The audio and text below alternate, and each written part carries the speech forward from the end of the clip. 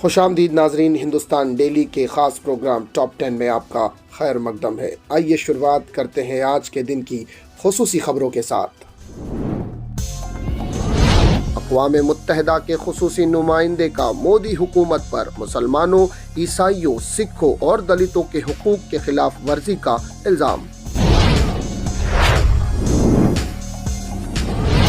सहाफ़ी अपूर्वानंद ने कहा, मुसलमानों के खिलाफ दशनाम तराजी को बीजेपी फरोग दे रही है। अपने एमपी के मुस्लिम मुखालिफत पर मोदी खामोश क्यों?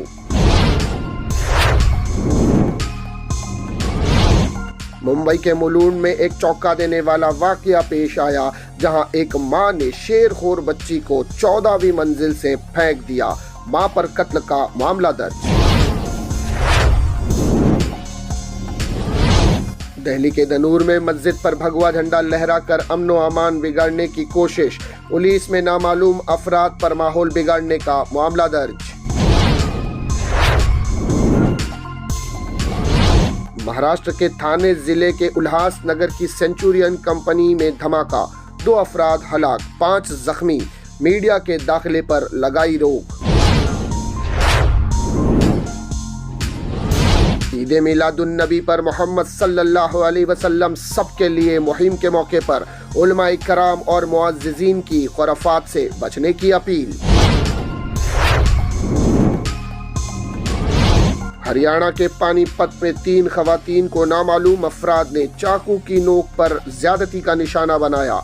पुलिस तफ्तीश में जुटी, मामला दर्ज।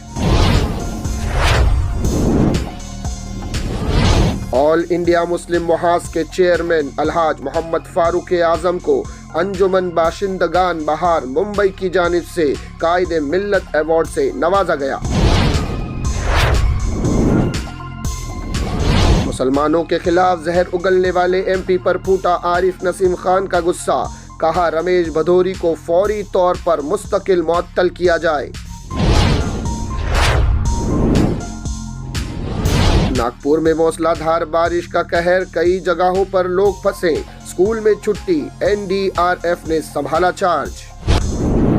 देखा नाज़रीन, ये थी आज के दिन की खुसूसी खबरें जिन पर रोशनी डाली गई। इसी तरह की खबरों के लिए हमारे चैनल हिंदुस्तान डेली को सब्सक्राइब कीजिएगा।